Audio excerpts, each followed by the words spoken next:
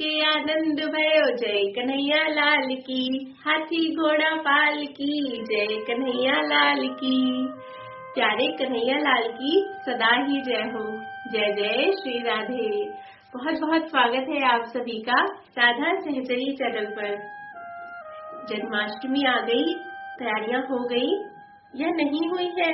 अगर अब तक नहीं हुई है तो बहुत गलत बात है। हमारे लाला का बर्थडे है, ऐसे ही जाने देंगे क्या? खूब तैयारी कीजिए, खूब उनके वेलकम के लिए सब अरेंजमेंट्स कीजिए। लाला को खाना बहुत पसंद है और माखन मिश्री उसका तो कहना ही क्या। तो सब तरीके का भोग तो लगाइएगा ही, लेकिन साथ साथ माखन मिश्री का भोग लगाना बिल्कुल नहीं भूलना। अच्छा, अपने घर को बहुत सुंदर से सजाना, स्पेशली अपने घर का मंदिर। लाला का जन्मदिन है भाई, ऐसे ही नहीं जाने देना है। खूब धूमधाम से उनका बर्थडे सेलिब्रेट करना है। खूब भजन सुनाना, खूब कीर्तन करना, राधा नाम गाना और उनको सुनाना। उन्हें राधा नाम अपने प्राणों से भी अधिक प्रिय है। तो बस हमें सब कुछ उनकी प्रसन्नता के लिए ही तो करना है, ठीक है? अच्छा, अब लाला का जन्मदिन है तो उनके जन्म की कथा तो सुननी बनती ही है, जरूर श्रवण भी करनी चाहिए। कथाएं सुनने से क्या होता है, हमारे पाप नष्ट होते हैं और साथ ही हमें भगवान का प्रेम भी प्राप्त होता है। भगवान हमें कृपा दृष्टि से जब देखते हैं ना, तब हमें उनकी कथा सुनने का अवसर मिलता है। तो चलिए आज उनके जन्म की कथा सुनते हैं। अच्छा, इससे पहले आज हम थोड़ा ये भी जानते हैं कि क्या प्यारे प्रभु श्री कृष्ण विष्णु भगवान के अवतार हैं या वे अवतारी हैं। तो इससे जुड़ी हुई एक बड़ी ही सुंदर सी कथा है और ये कथा श्री गर्ग संहिता से ली गई है, जो मैं आपको अभी सुनाऊंगी। स्वयं गर्गाचार्य ने इसको लिखा है, तो इसमें कोई संदेह की बात ही नहीं है। चलिए शुरू करते हैं। क्या हुआ, एक बार एक समय की बात है, पृथ्वी पर राक्षसों का, दानवों का बड़ा ही अत्याचार बढ़ गया था। इतना अत्याचार होने लगा था, अब अत्याचार होगा तो पाप तो बढ़ेंगे ही, और दैत्यों को, दानवों को, राक्षसों को, इनको प्रभु की उपासना प्रिय नहीं है। तो ये जो लोग भगवान की आराधना करते थे, साधु संतों को, भगवान के भक्तों को बड़ा ही कष्ट देते थे और उन्हें पूजा पाठ बिल्कुल नहीं करने देते थे, यज्ञों को विध्वंस कर देते थे, संतों को मारते थे। इतना अत्याचार फैल गया। इसके कारण क्या हुआ, बहुत अधिक पाप बढ़ गए और पाप का भार इतना बढ़ गया कि स्वयं माता पृथ्वी भी उसे धारण नहीं कर पा रही थी। वे बड़ी ही परेशान हो गईं। तो उन्होंने एक दिन क्या किया, उन्होंने गौ माता का रूप धारण किया और गौ माता का रूप धारण करके वे पहुंची ब्रह्मलोक और ब्रह्मा जी से अपनी बात कही कि हे परमपिता, पृथ्वी पर बड़ा ही अनाचार बढ़ गया है, इतना बढ़ गया है कि अब इसके पाप को मैं वहन नहीं कर पा रही हूँ, कृपया करके आप कुछ कीजिए। ब्रह्मदेव ने कहा, इसका उपाय शायद नारायण के पास होगा, हम सभी मिलकर नारायण के पास चलते हैं। और ब्रह्मा जी ने क्या किया, उन्होंने सभी देवी देवताओं को बुलाया, साथ में प्यारे महादेव को भी बुलाया और कहा, हम सब मिलकर चलते हैं और अपनी समस्या को नारायण के सामने रखते हैं, वे अवश्य ही कोई समाधान निकालेंगे। ऐसा ही हुआ। सभी देवता, ब्रह्मा जी, महादेव सब मिलकर कहाँ पहुँचे, क्षीर सागर में, जहाँ पर हमारे प्यारे नारायण ऐसे कर सदा ही विश्राम करते रहते हैं और माता लक्ष्मी उनके चरण दबा रही थी। प्रभु तो सदा ही प्रसन्न मुद्रा में रहते हैं ना। तो क्या हुआ, वहां जाकर इन सब ने स्तुति करनी शुरू करी, भगवान का गुणगान किया। भगवान का जब गुणगान ये करने लगे तो भगवान ने अपनी आंखें खोली और उन सबको देखकर कहा, कहो ब्रह्मदेव, इन सभी देवी देवताओं के साथ आपका आगमन किस कारण से हुआ है। जब ऐसा ब्रह्मा जी ने सुना तो वे बोले, हे प्रभु, ऐसा क्या है जो आपसे छुपा है? ऐसा तो कुछ भी नहीं। आप तो जानते ही हैं कि पृथ्वी पर बड़ा ही अनाचार बढ़ गया है। पापी मनुष्यों की संख्या असंख्य हो गई है और पाप इतने अधिक बढ़ गए हैं कि पृथ्वी उसे अब धारण नहीं कर पा रही। आप कुछ इसका समाधान बताइए। अब जो नारद जी ने माफ करना, जो हमारे प्यारे नारायण ने कहा वो बहुत, जरा सुनिए वे क्या बोले। उन्होंने कहा लेकिन इस समस्या के समाधान के लिए तो स्वयं गोलोकपति प्रभु श्री कृष्ण चंद्र को पृथ्वी पर अवतरित होना पड़ेगा। ओहो, ये क्या बात! देवता तो ये बात पहली बार सुन रहे थे कि नारायण कह रहे हैं कृष्णचंद्र भगवान को स्वयं आना पड़ेगा। ये क्या बात हुई? वे सभी असमंजस में पड़ गए और क्या बोले, प्रभु क्या आपसे भी बड़ा कोई है जिसे आप भगवान कह रहे हैं? हमें तो बस इतना ही पता था कि आप ही सबके करता धरता है। ये बात तो आज हम पहली बार सुन रहे हैं कि आप किसी और का नाम लेते हैं। कृपया करके हमें इनके बारे में बताइए, हम कुछ भी नहीं जानते। नारायण ने कहा, मैं आपको बताता नहीं हूँ, चलिए मैं आपको दिखाता हूँ। हम सभी मिलकर चलते हैं उनके पास में और वहां जाकर उनसे प्रार्थना करते हैं, वे अवश्य ही कुछ करेंगे। तो बस ऐसे ही हुआ। सभी देवता, ब्रह्मा जी, महादेव और हमारे प्यारे नारायण सबको लेकर चले। अब ये यात्रा पर निकले और जानते एक ब्रह्मांड से दूसरे में ऐसे प्रवेश करते हुए जाने लगे और बहुत ऊपर जाते जाते जहाँ पर वामन भगवान के, जब उन्होंने 3 पग भूमि को नापा था उस समय 1 पग आकाश में उठाया था, आकाश को नापा था। उस समय आकाश में एक छिद्र बन गया था उनके नख से। तो उसी में से, उस छिद्र में से ये लोग निकलकर आगे की अपनी यात्रा करने लगे सब। अब ये आगे बढ़ते ही जा रहे हैं और बढ़ते हुए कहाँ पहुंचे? ये पहुंचे गोलोक धाम में और वहां की शोभा, ओहो क्या कहा जाए, इतना अद्वितीय अतुलनीय वहां का वैभव कि देवताओं की आंखें भी चकरा गई। ऐसी सुंदरता, ऐसी अलौकिकता उन्होंने पहले कभी नहीं देखी थी। अब देखिए वो कितना सुंदर होगा घर, वो हमारा घर है। वो देश कितना सुंदर होगा जिसकी सुंदरता को देखकर देवता मंत्रमुग्ध हो रहे हैं। है ना विचारणीय बात? और ये हमारा घर है, इस बात को नहीं भूलना है, हमें यहीं जाना है। चलिए प्रसंग पर आते हैं। तो वहां पर जब वो सुंदरता देखी ये सब मंत्रमुग्ध हो गए। वहां पर क्या था? वहां गिरिराज थे, इतने सुंदर स्वरूप गिरिराज का। गिरिराज के जो पर्वत थे वे ऐसा लगता था जैसे कि मणियों से जड़े हुए हो, रत्नों से जड़े हुए हो। उससे ऐसा प्रकाश निकलता था, सूर्य की तो क्या गिनती वहां पर। और वहां पर एक बिरजा नदी बह रही थी और उसमें बड़ा ही आश्चर्य क्या, वो ये कि उस बिरजा नदी में अनेकों ब्रह्मांड ऐसे घूम रहे थे। बहुत ही आश्चर्यजनक लगा कि इतने सारे ब्रह्मांड, इनका तो हमें पता ही नहीं था। और वहां की सुंदरता, वहां के पशु पक्षी इतने सुंदर, वहां के मोर, वहां की कोकिलें, वहां के तोते, उनका क्या कहा जाए। और सबसे अधिक वहां पे जो गौएं थी ना, वो इतनी विशाल जैसे मानो पहाड़ हो और इतनी सुंदर जिसकी कोई कल्पना भी नहीं कर सकता।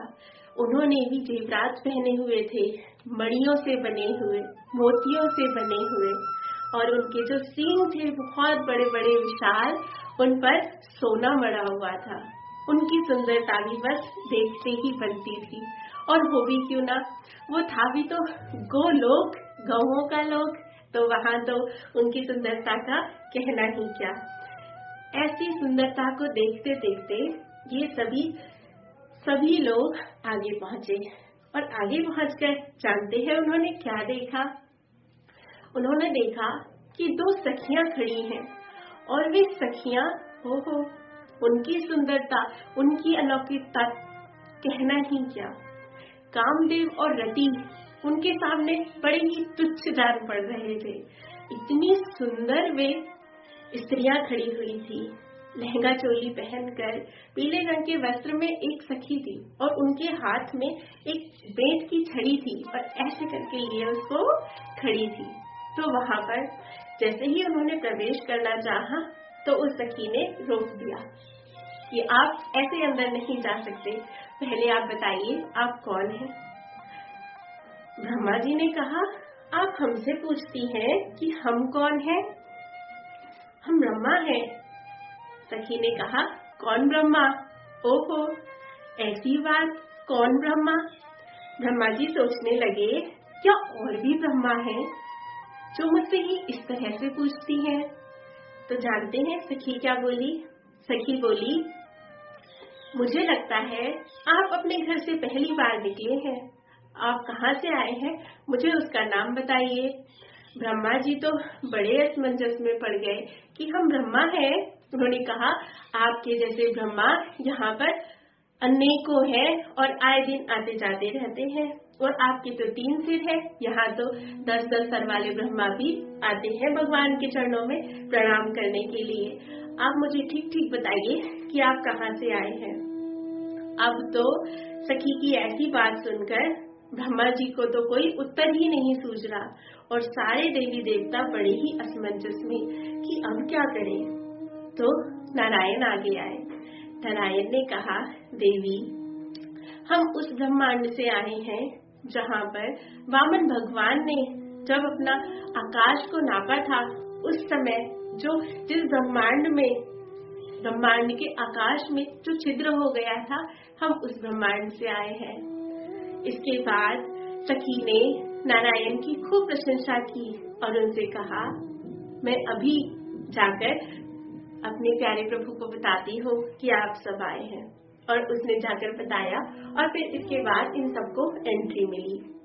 तो देखिए, ऐसा है गोलोक, ऐसा है हमारा घर, जहाँ पर जाने के लिए स्वयं ब्रह्मा, विष्णु, महेश ये भी आज्ञा लेते हैं, तब इन्हें अंदर एंट्री मिलती है। तो चलिए, अब ये सब आगे बढ़ते गए।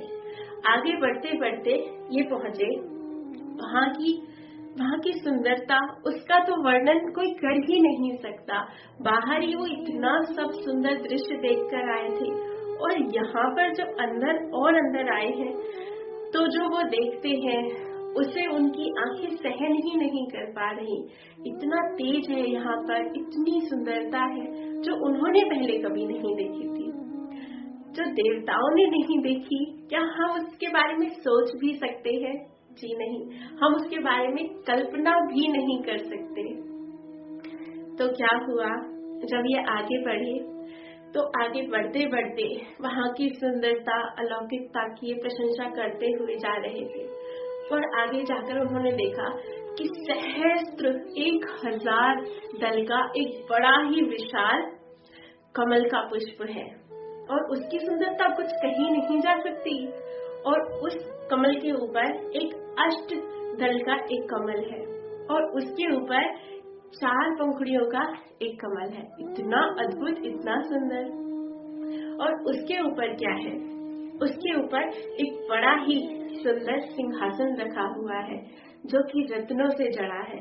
उसकी सुंदरता, ओहो क्या कहें। वहाँ पर इतने बड़े बड़े स्तंभ हैं और वहाँ की जो दीवारें भी है ना, वो भी मणियों से बनी हुई है, रत्नों से बनी हुई है। वहाँ के पर्दे, उन सब का कोई वर्णन नहीं कर सकता।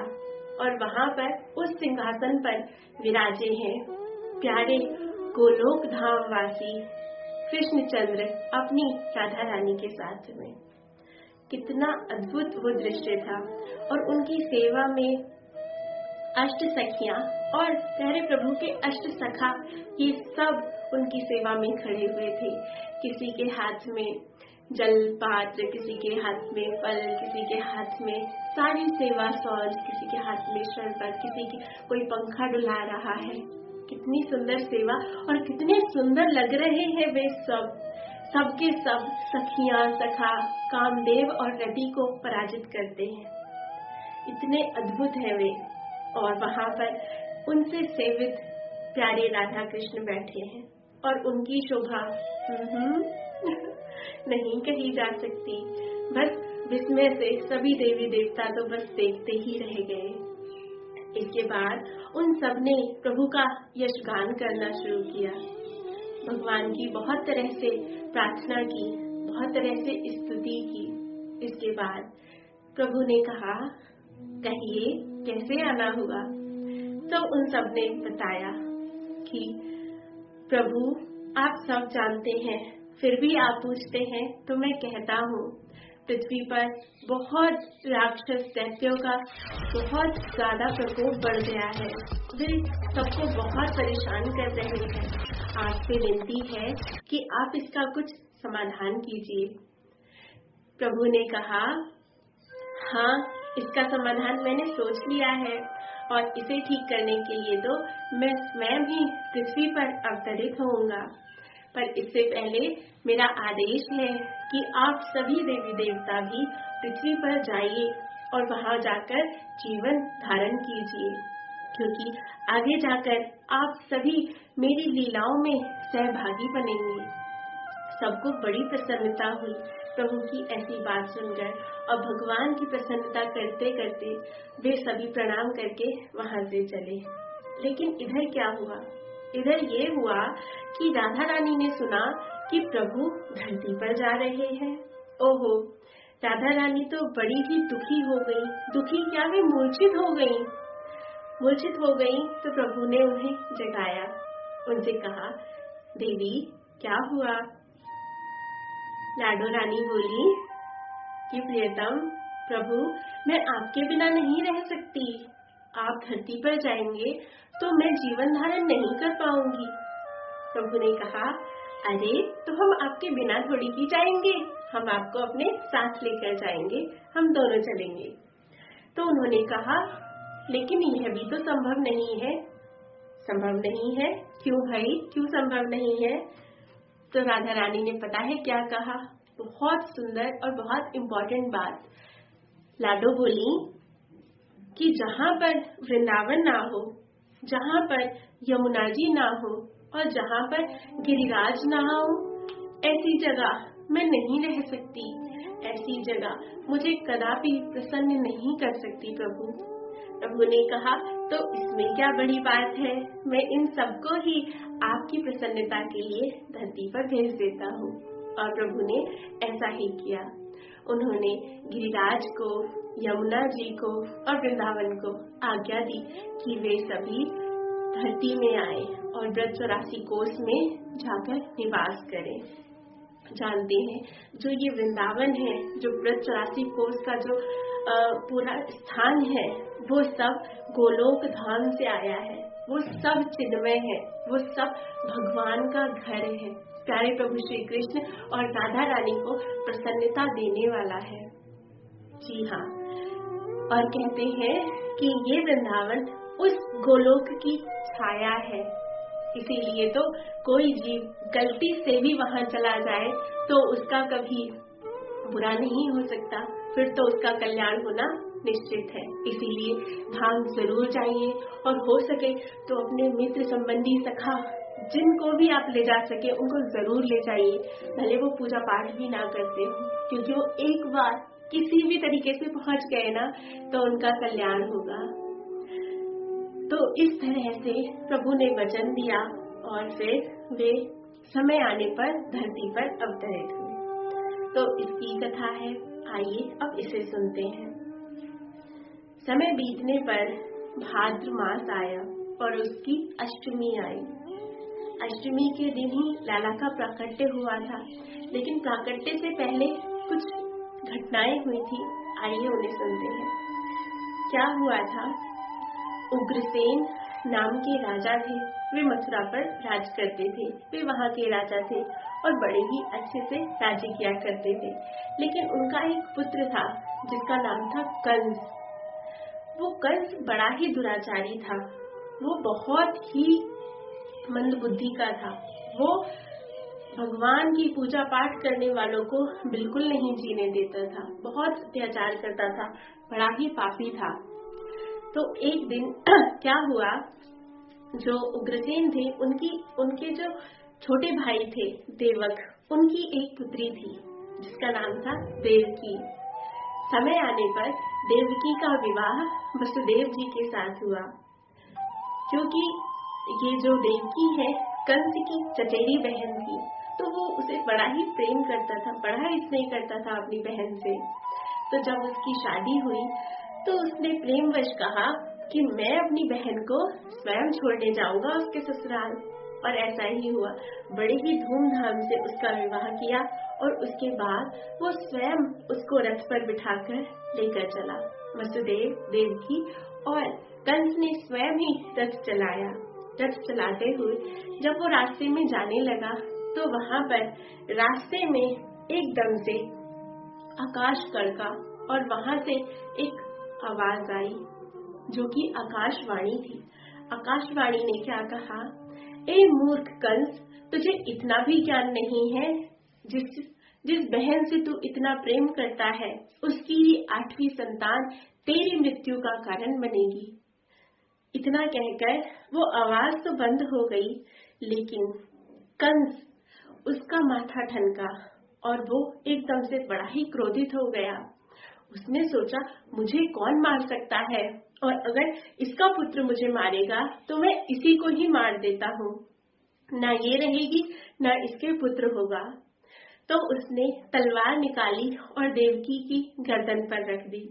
लेकिन वहां पर जो वसुदेव जी थे उन्होंने रोका कि कंस, ये क्या करते हो, तुम अपनी बहन का वध करोगे, वो भी नवविवाहिता का जो अभी अपने ससुराल भी नहीं पहुंची। अगर तुम इसका वध करते हो तो तुम्हारा बड़ा अपयश होगा, तुम्हारी शान में बट्टा लगेगा, तुम ऐसा बिल्कुल मत करो। तो उसने कहा, नहीं, मैं इसे जीवित नहीं छोड़ सकता, क्योंकि इसकी ही 8वीं संतान मेरी मृत्यु का कारण बनेगी। मैं अपनी मृत्यु के कारण को कदापि नहीं छोड़ सकता।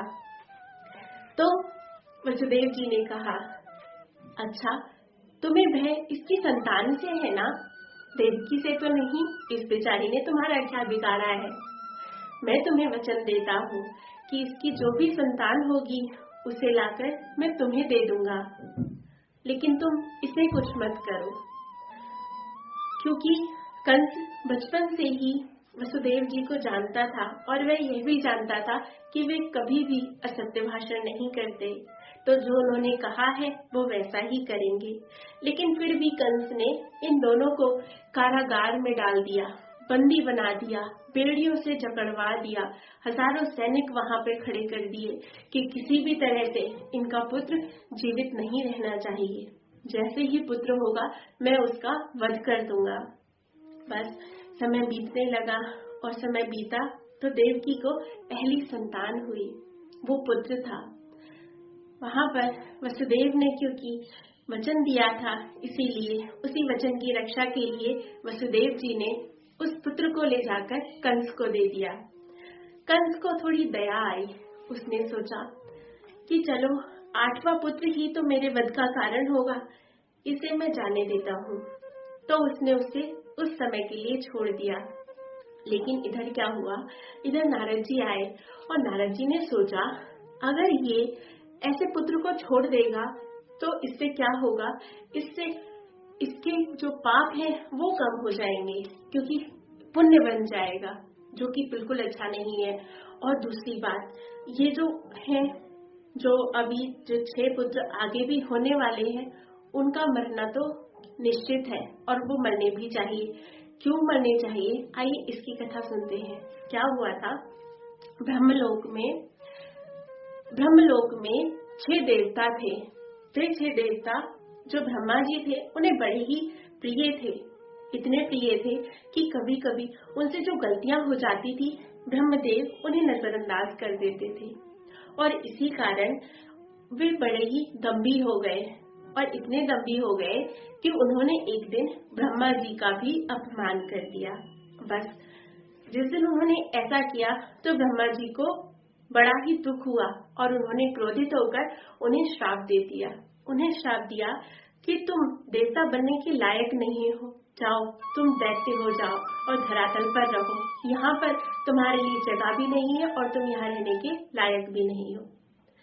बस जैसे ही उन्होंने श्राप दिया तो उनको बुद्धि आई और उन्होंने क्षमा मांगी कि हे परमपिता, हमसे बहुत बड़ा अपराध हो गया, कृपया हमें क्षमा कीजिए। तो उन्होंने कहा ठीक है, वैसे मैं जो मेरा श्राप है उसे तो वापस नहीं ले सकता, लेकिन चलो तुम्हें जो तुम्हारी स्मृति है, जो तुम्हारा ज्ञान है वो बना रहेगा जन्म लेने के बाद भी। बस ऐसे ही हुआ। दैत्य के घर में काल नेमी दैत्य के यहाँ पर ये इन 6 पुत्रों ने, ये जो 6 देवता थे, इन्होंने जन्म लिया और वहां पर कुछ समय के बाद उनकी मृत्यु हुई। उसके बाद उनका एक और जन्म हुआ जो कि हिरण्यकश्यपु के यहाँ हुआ था। क्योंकि वे 6 को ज्ञान था कि उनसे क्या गलती हुई है, इसीलिए उन्होंने ब्रह्मा जी की तपस्या करनी शुरू करी। समय आने पर ब्रह्मा जी उनसे प्रसन्न हुए और उनसे वर मांगने को कहा। तो जब ब्रह्मा जी ने उनसे वर मांगने के लिए कहा तो उन्होंने कहा, हम आपसे इतना ही वर चाहते हैं कि हमारी मृत्यु किसी देवता के हाथों नहीं हो, किसी मनुष्य के हाथों नहीं हो, किसी गंधर्व के हाथों नहीं हो, और हम दैत्य तो हैं, तो दैत्य हमें मार ही नहीं सकते। इसीलिए बड़ी चालाकी से उन्होंने यह वर मांग लिया। लेकिन हुआ क्या, ब्रह्मा जी तो तथास्तु कहकर चले गए, पर जो उनका पिता था हिरण्यकश्यपु, उसे बड़ा ही क्रोध आया। उसने कहा, मैं इतना बलवान, इतना शक्तिशाली हूँ, इसके बावजूद इसने दूसरे देवता ब्रह्मा जी की आराधना करी है इन पुत्रों ने, तो ये मेरे किसी काम के नहीं है और ये मेरा सम्मान नहीं करते। इसीलिए उसने क्रोधित होकर उनको श्राप दिया कि तुम्हारे पूर्व जन्म के पिता कालनेमी एक समय में जाकर कंस बनेंगे और जब देवकी के गर्भ से तुम एक एक करके जन्म लोगे तो वही कंस तुम्हें पत्थर पर पटक कर मार देगा। तो ये था हिरण्यकश्यप का उन 6 को श्राप, और उसी श्राप के चलते नारद जी ने आज यहाँ पर कंस को उकसाया। नारद जी सदा ही सबका ही भला चाहते हैं, तो यहाँ पर उन्होंने सृष्टि का भी भला चाहा, दूसरा इन 6 जो देवता थे उनका भी चाहा कि जैसे ही इनकी मृत्यु होगी तो इससे इनको दोबारा से देवता का शरीर प्राप्त हो जाएगा और ये ब्रह्मलोक पहुंच जाएंगे उतनी ही जल्दी। इसीलिए नारद जी ने कंस को समझाया कि देखो, कमल की पंखुड़ियों को देखो, अगर इधर से गिनना शुरू करते हो 1 2 3 4 5 6 7 8, आखिरी वाली 8 होती है, लेकिन वहीं पर आखिरी वाली से गिनना शुरू करते हो तो पहली वाली 8वीं हो जाती है। कुछ समझ में आया? बस इशारा काफी था। कंस ने क्या किया, तुरंत जो बच्चा उन्होंने वसुदेव को वापस कर दिया था उसे पत्थर पर पटक कर मार दिया। इस तरह से बस दूसरा हुआ उसे मार दिया, तीसरा हुआ उसे मार दिया, चौथा हुआ उसे मार दिया, 5वां हुआ उसे मार दिया और 6ठे को भी मार दिया। लेकिन क्या हुआ फिर, जब 7वां गर्भ देवकी ने धारण किया, आहा, उस समय देवकी जी बड़ी ही निर्भय हो गई। पहले जब कंस कारागार में आ जाया करता था तब देवकी बड़ी थर-थर कांपती थी उसको देखकर, लेकिन जब से ये 7वां गर्भ उन्होंने धारण किया, जाने क्यों वो बिल्कुल ही निर्भय हो गई, उन्हें डर नहीं लगता था और वे बड़ी प्रसन्न भी रहा करती थी। क्या कारण था? उसका कारण ये था कि स्वयं सभी भयों को नाश करने वाले, सभी भय का नाश करने वाले संकर्षण प्रभु प्यारे जो भगवान की शैया पर रहते हैं शेषनाग, वे उनके गर्भ में आए थे, तो उनका भय जाना तो स्वाभाविक ही था। इसी तरह से जब गर्भ 5 महीने का हुआ तब भगवान ने माया को आज्ञा दी कि हे माया, तुम इस गर्भ को लेकर इनकी कोख से निकालकर, माता देवकी की कोख से निकालकर इसे वसुदेव की दूसरी पत्नी रोहिणी, जो कि नंद बाबा और यशोदा मैया के यहाँ रह रही है, उनके गर्भ में इसे स्थापित कर दो। क्योंकि माया ने देवकी के गर्भ से निकालकर माता रोहिणी के गर्भ में स्थापित किया था, इसीलिए इनका नाम संकर्षण भी पड़ा और आगे जाकर यही बलराम भी बने, है ना। तो इस तरह से सातवां पुत्र मार नहीं पाया कंस और वो बलराम के रूप में माता रोहिणी के गर्भ से उसने जन्म लिया। अब बारी थी किसकी? परात्पर परब्रह्म परमात्मा की। प्यारे श्री कृष्ण चंद्र अपने गोलोक धाम से इस धरती पर अवतरित होने वाले थे। और जानते हैं, जब भगवान धरती पर आते हैं तो धरती भी उत्सव मनाती है, प्रसन्न हो जाती है। हर कोई इतना प्रसन्न रहने लगता है जिसकी सीमा नहीं। जो प्रकृति है वो प्रसन्न हो जाती है। फूलों की डालियां फूलों से ऐसे लद जाती हैं क्योंकि प्रभु आ रहे हैं। मौसम इतना सुहावना हो जाता है, प्रभु आ रहे हैं, क्योंकि हर कोई उनकी सेवा करना चाहता है ना। इसीलिए तो सब तरफ वातावरण इतना सुखमय, इतना आनंदमयी हो गया। और माता देवकी, उनके तेज का तो कहना ही क्या। उनका मुखमंडल सूर्य के समान हो गया, इतना चमकता था, इतनी प्रसन्न रहती थी वो सोचती थी ये क्या है, ये इतना अद्भुत बालक है कि जब से ये मेरे गर्भ में आया है मुझे इतनी प्रसन्नता रहती है जिसका मैं बखान नहीं कर सकती। और ऐसे ही हो भी क्यों ना, हमारे प्यारे कृष्ण, इनका नाम ही इतना प्यारा है, तो वे माता के गर्भ में थे। समय बीतता गया और भाद्र की अष्टमी आई। उस अष्टमी में प्रभु प्यारे ने जन्म धारण किया, प्रभु श्री कृष्ण का जन्म हुआ। और वहां पर जब वे बालक के रूप में प्रकट हुए, देखिए भगवान प्रकट होते हैं, ये सब सिर्फ लीला होती है प्रभु की। वे ऐसे जन्म नहीं लेते जैसे नॉर्मल बच्चों की डिलीवरी होती है, ऐसा नहीं होता। तो प्रभु वहां पर प्रकट हुए एक बड़े ही सुंदर से बालक के रूप में। वो बालक नील वर्ण का था, इतना सुंदर, इतना प्यारा, जिसको कहा नहीं जा सकता। और वहीं पर जब वो बालक प्रकट हुआ तो भगवान नारायण भी प्रकट हुए। और भगवान नारायण चतुर्भुज रूप में प्रकट हुए, गदा पद्म शंख चक्र लेकर। प्रभु का अलौकिक सौंदर्य, अलौकिक रूप, पूरा कारागार उनके जो तेज से पूरा ही चमचमा गया। वहां पर उन्होंने देवकी और वसुदेव को कहा कि पूर्व जन्म में तुमने मेरी देवताओं के 12 वर्ष तक तपस्या की थी और मुझे अपने पुत्र के रूप में मांगा था, इसीलिए मैं प्रकट हुआ हूँ इसके रूप में। और मैं तुम्हें आज्ञा देता हूँ कि इस जो बालक है इसे लेकर तुम जाओ और जाकर नंद बाबा के यहाँ माता यशोदा ने एक पुत्री को जन्म दिया है, उस पुत्री को ले आना और मुझे वहाँ पर रख आना। भगवान की ऐसी आज्ञा हुई तो बस क्या था, उसे तो पूरा करना ही था। माता देवकी दोबारा से मूर्छावस्था में चली गई और वसुदेव जी ने उस बालक को, कहते हैं, एक सूप में रखा था। सूप के अंदर उस बालक को रखा और क्योंकि जैसे ही उन्होंने उस बालक को उठाया, उनके हाथों में पैरों में जो सारी बेड़ियां थी, लोहे की जो मोटी मोटी जंजीरें थी, वे टूट गईं। जैसे ही हम भगवान को अपने पास लेकर आएंगे, जैसे ही भगवान को हम हमारे जीवन में लेकर आएंगे, तो जो हमारी भी बेड़ियां हैं, जो बंधन है, उससे हम मुक्त हो जाएंगे। तो ऐसे ही हुआ, वसुदेव जी उन बेड़ियों से मुक्त हो गए और मुक्त होकर जो कारागार के दरवाजे थे वो सहसा खुल गए, सभी ताले टूट गए, उजाला भी हो गया और जितने भी सैनिक थे वो सब सो गए।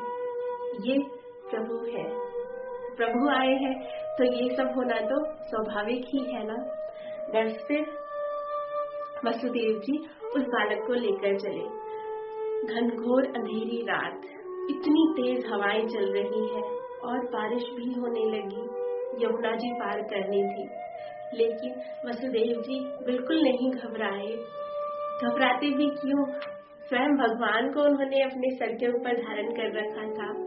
तो ऐसे ही बस भगवान का ध्यान करते हुए वे चलने लगे यमुना पार करने के लिए। लेकिन यमुना जी, भगवान की पटरानी है यमुना जी, इसीलिए वे उनके चरणों का स्पर्श करना चाहती थी और वे बहुत तेजी से, बहुत उफान मारकर बढ़ने लगी। इतनी बढ़ने लगी कि पानी यहाँ तक आ गया। और क्या हुआ, क्योंकि बारिश बहुत तेज हो रही थी, तो उसी यमुना जी में शेषनाग निकले और शेषनाग ने ऐसे छत्र बना लिया प्रभु के ऊपर, ताकि प्रभु को कोई बूंद उनके ऊपर ना गिरे। शेषनाग सदा ही भगवान की सेवा में रहते हैं, सदा रहते हैं। तो ऐसे ही जब यमुना जी बहुत बढ़ गई, वसुदेव जी के यहाँ तक आ गई, बस नाक में घुसने ही वाली थी, तब प्रभु ने क्या किया, अपना चरण निकाल दिया और जैसे ही चरण का स्पर्श माता यमुना ने किया, वे शांत हो गई, शांत हो गई और कम हो गई।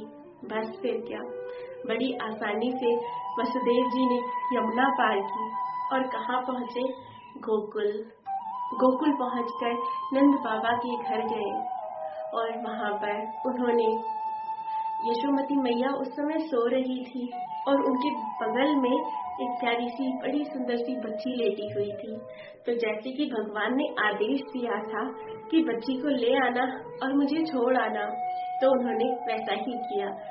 उस प्यारे से बालक को उन्होंने वहीं रख दिया और उस बच्ची को लेकर वे वापस आ गए।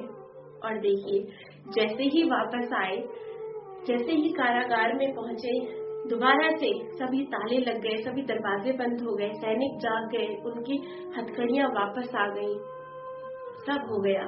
यहाँ पर संतों से सुना मैंने कि जैसे ही भगवान को हमने धारण किया, उन्होंने लिया, तो क्या हुआ, सारी बेड़ियां टूट गई।